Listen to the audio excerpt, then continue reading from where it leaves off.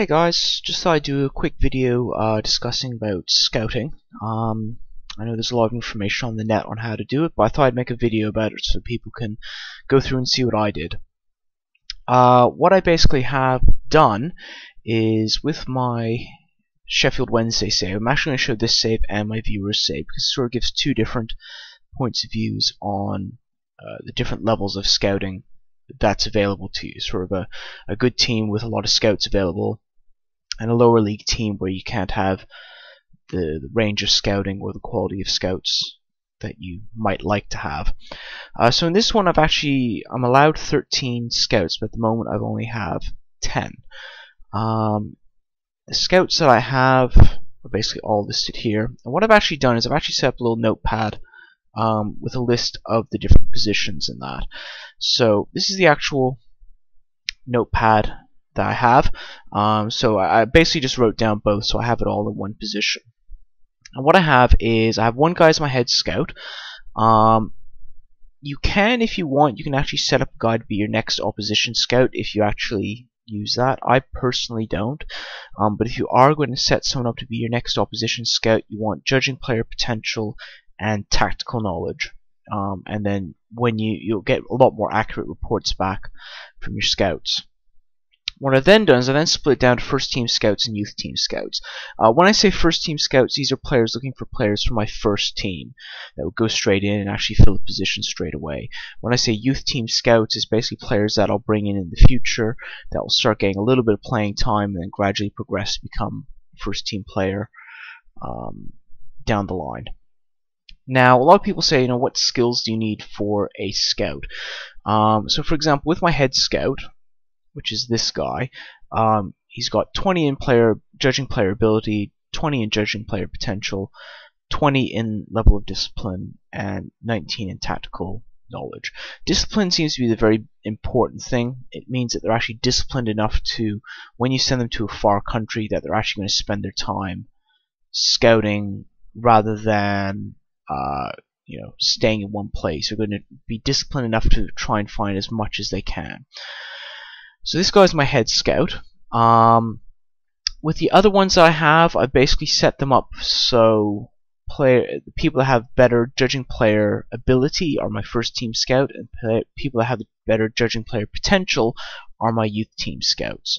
Next question is, well, how do you set them up? Well, what I basically have done is I've chosen for my youth team scouts 4 different areas to have a look at. So the England under 18, Spain under 18, Italy under 20s, and the Holland under 19s. Ideally, I'd like to search more, but to be honest, this is what I'm going to look at the moment. If I get more scouts, I might add somewhere like, say, Germany. Now, for my first team scout, what I've done is I used to actually have it set up as regions. This guy for South America I'm going to actually set up as just the region, but the rest I'm going to do is countries. And what I'll do is I'll actually start alternating the countries that they go to, so I start getting a much broader feel of what's out there. Now, the thing you have to remember is, let's take for example this guy. I could send him to Italy, but his scouting knowledge is already full. So the problem that you're going to have is he's going to come back within 2 or 3 days and give you maybe about 5 players, and that's it. Because he already has a full knowledge of that area. So what I've basically done is try to send him to areas that he's not sure of, and because he is pretty well, this guy's not a good example, but because they have a decent amount of discipline, they are going to try and find a decent amount. Now, one thing I haven't gone over is what your head scout actually does. My head scout actually is set up to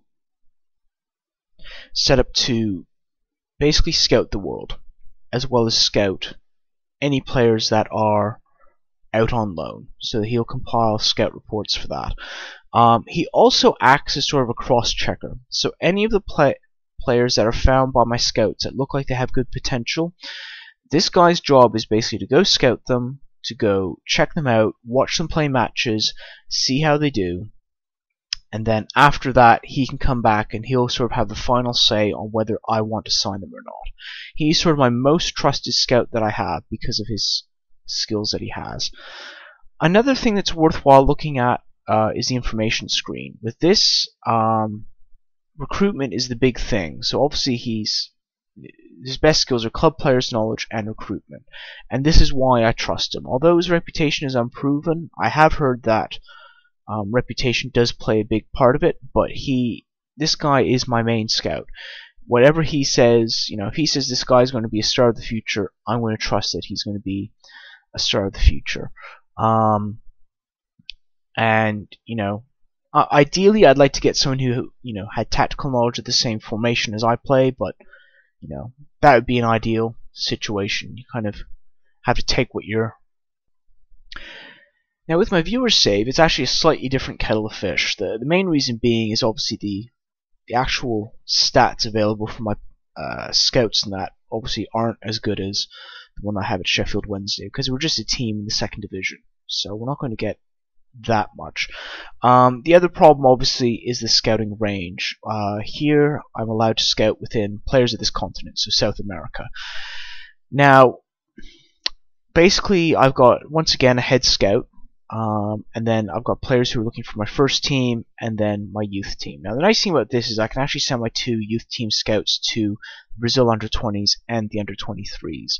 And what I'm going to do with the first team scouts is I'm actually going to set them up to start scouting different countries. I used to do region, but I'm going to try this and see if it gives me access to more players. Because if you think about it, if you're scouting a region, like say for example Central Europe, they have so many countries to go through, they're not going to spend that much time actually scouting in each of the countries. So your aim basically is to try and get as many players scouted as you can, and then after that you can use filters within the scouting window to then reduce the amount of information that you have.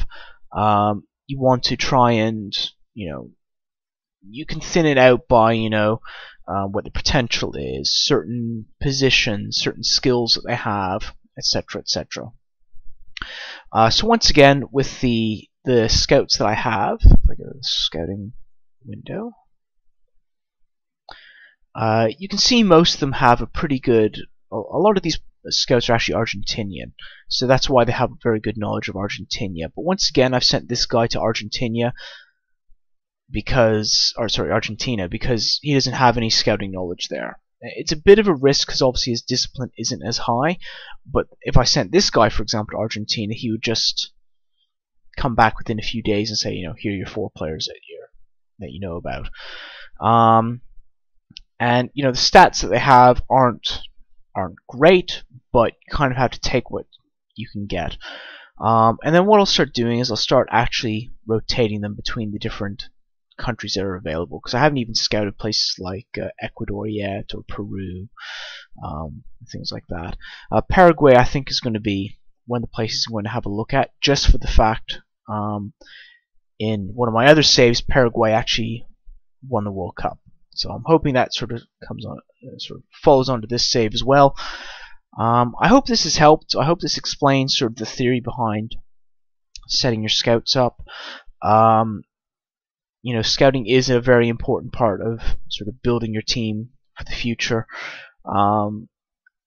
What I'm probably going to find is, because I'm in the second division, I can't really get that much potential in, just because it seems that with the players available, physicality is a big issue. They don't really have the strength and stamina, and also money is a big issue as well, and the wages. It'd be nice to get the highest end players in that you can, but you might not be able to afford their wages, or they might just not want to come join you. So trying to find youngsters that are good that you can then sell on and make some money is a very important part of the lower leagues. Once again, I hope you guys have found this useful. Please leave your comments below and don't forget to subscribe. Also check me out on my Twitch channel as well, where I try and stream every single day with this viewer save that I'm doing here.